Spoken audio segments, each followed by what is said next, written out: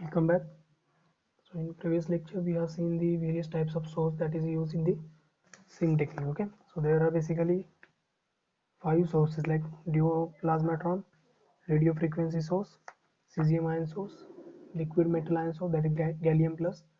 Last one is the thermal ionization source. Okay, so we have seen these five sources that are being used in the SIM technique. Okay, so in this lecture we will be mainly focusing on the how that primary beam is being going to incident on the sample, and what are the basic requirement for the sample chamber. Okay, so this already seen like cesium ion source.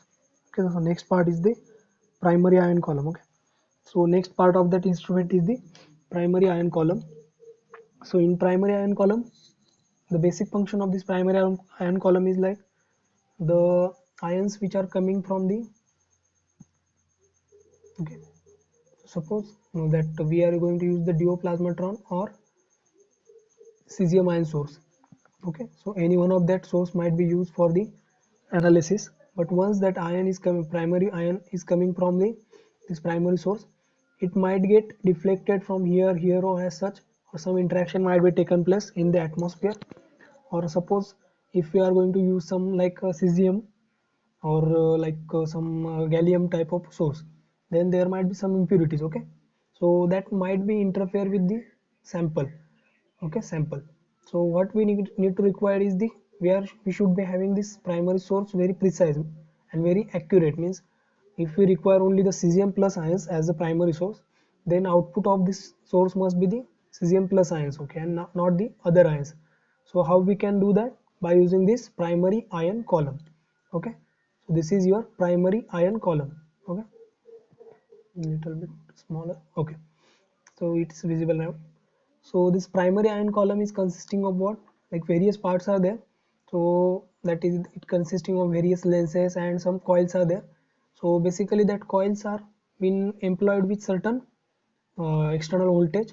So it will like varying voltage are applied across these coils. Okay, so across these coils, here or here, there are various types of coils. Okay, so you can see this in this instrument. These are the various coils, like deflector plates are there, electrostatic lenses are there.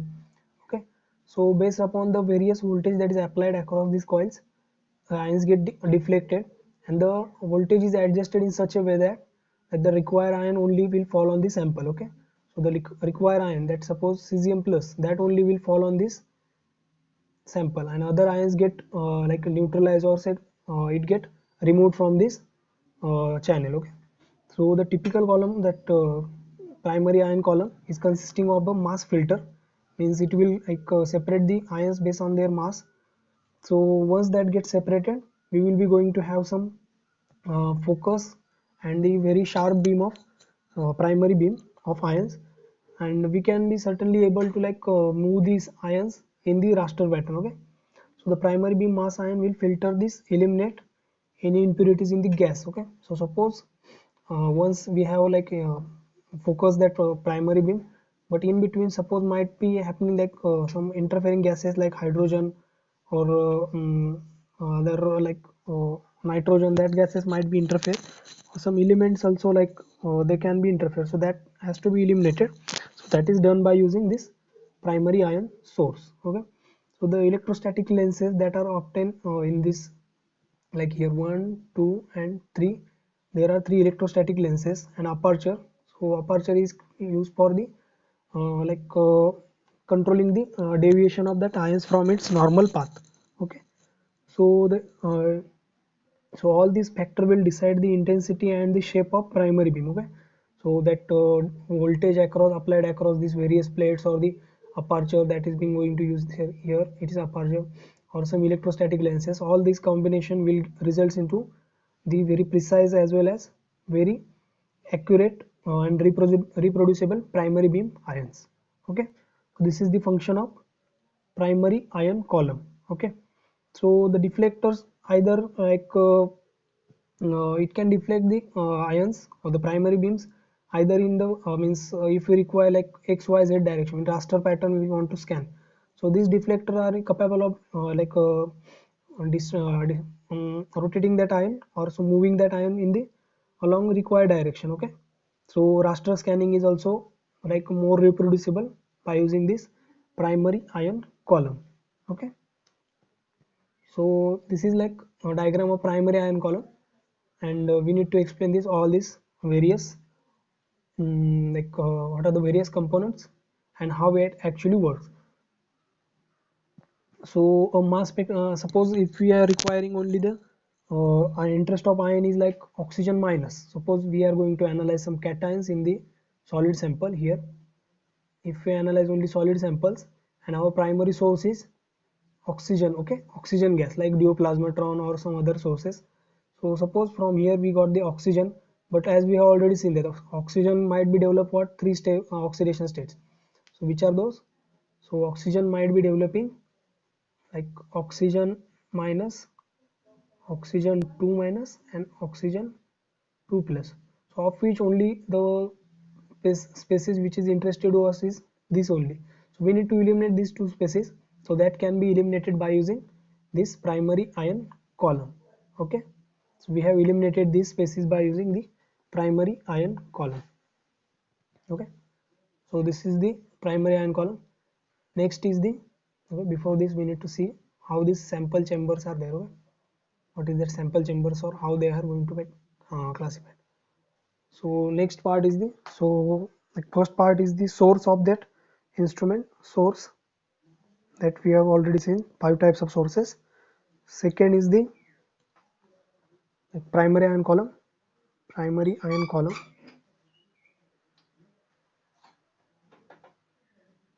Okay, so this is the second source.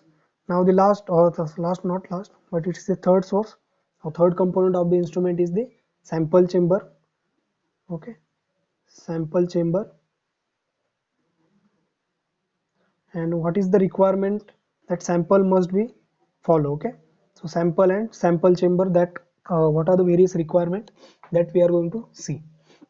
Okay, so the first thing is how that sample holder should be placed. Okay, so sample holder, there are the certain requirements for the sample holder. So the sample chamber is designed in such a manner that it will be like free from, first of all it should be like as usual, it must be free from, it must be what, free from, it must be free from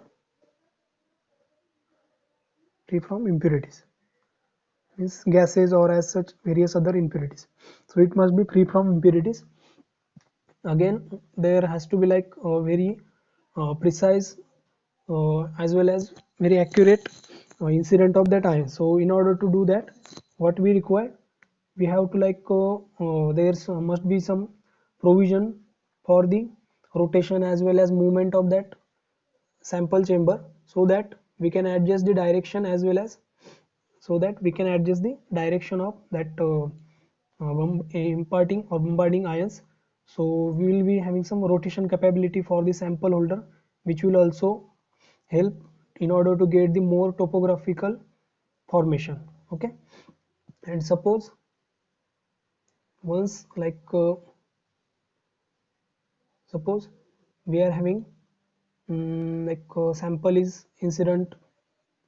Okay, so suppose primary beaming is incidenting on this spot. Okay, continuously it is incidenting on this spot, so there might be like sputtering of ions. So once that if we like irradiated this primary source on one spot for longer time, then there will be like sputtering of ions will take place. So the ions which like afterwards when we require to analyze the sample, then there might be like some limitations will occur. Okay, here, so like we need to like have to rotate the sample, so we will get the all the information of the whole surface. Okay, so the sample must be rotated along the like xy direction as such, so we will be going to get the all information about the topography and morphology of that particular sample. Okay, so this is the sample holder requirement. And what are the sample requirement? So next is the requirements of samples. Okay, so sample must be like uh, is it should be vacuum compatible. Since we are going to use the vacuum, so sample must be vacuum compatible, and the size of sample should be suitable. Our size of sample must be in range of that what holder we are going to use. Okay, so that is also important. If the sample is outgassing or it is containing some small packets of gases or liquid, it can affect the overall analysis. So it should be like compatible with vacuum. Okay, then suppose the sample is volatile, then the analysis must be kept for the very limited time. Okay, so the suppose volatile sample is used, so volatile sample will evaporate easily, so we have to like use the cooling apparatus in order to have the control vapor pressure of that easily volatile sample. Okay, so cooling apparatus must be incorporated in order to reduce the vapor pressure of that evolving ions. Okay, so this is the sample and sample requirement, that is the third component of your secondary ion mass spectrometry. Okay,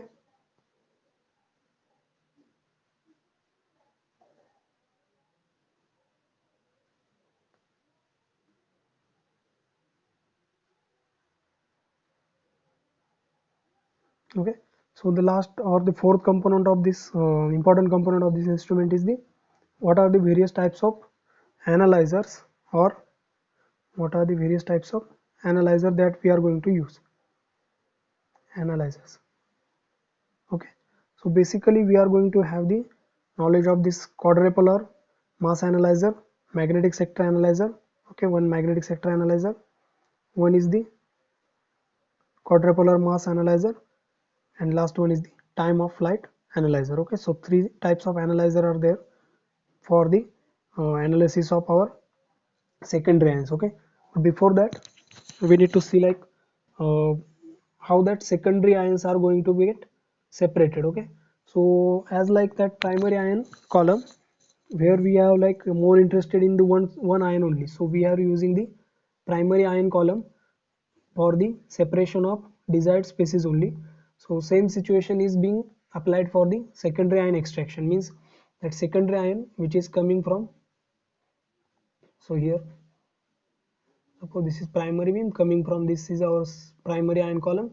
So from here it will come and attack or incident on the solid sample, so it will eject the secondary beams that are given here. Okay, secondary beams are given like from here or to here. Okay, so secondary beams are given up, so that secondary beam must be free from other interfering species. Okay, so like in previously we have seen like aluminum is also having various types of oxidation state. So which type of oxidation state is of our interest, that only should be reached to the detector. Okay, that should be only reached to detector, and it should not be like interfere with any other substances.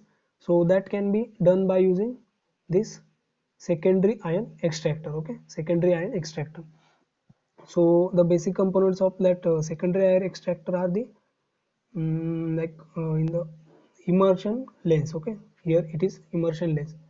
So this is the important part of this secondary ion extractor. So the voltage applied across this secondary ion extractor and sample is the of same order. Okay, so if there is a large voltage or potential difference between the secondary ions or and sample and secondary ion extraction column, then there might be some like diffusion of ions. Okay, so in order to have the more secondary ions, there should be very less potential difference between this secondary ion extraction and sample. Okay, so depending upon the polarity of sample, that is either positive or negative, secondary ion may be extracted. So that polarity of secondary ion is user selected, and it is independent of the primary beam polarity. Okay, so primary beam, we all know that like primary beam as of positive, then we will go get the secondary of the negative type. Okay, so that is independent of that primary beam. So in order to obtain the constant secondary beam current, the potential difference must be the potential difference between this sample and secondary ion or the extraction lens must be kept constant. Okay, and suppose we are having some insulating substance, if suppose here we are having the some insulating substance, then what happen, there might be not be conduction of that current. So what we can do, we can simply coat that substance with some gold or carbon material. So under this condition it will conduct the voltage or current, and we are going to get the overall overall uh, output of the secondary ions. Okay, so this is the like another component. These are the like we can like mix this component. Okay, primary ion column, then sample chamber and sample sample holder, and what are the various samples requirement that we can incorporate into the one point. And then next point is the secondary ion extraction. So in that secondary ion column and like mass analyzer that we are going to see in detail, this mass analyzer, that all we can be incorporated into the one single point. Okay, so that we will see in the next lecture.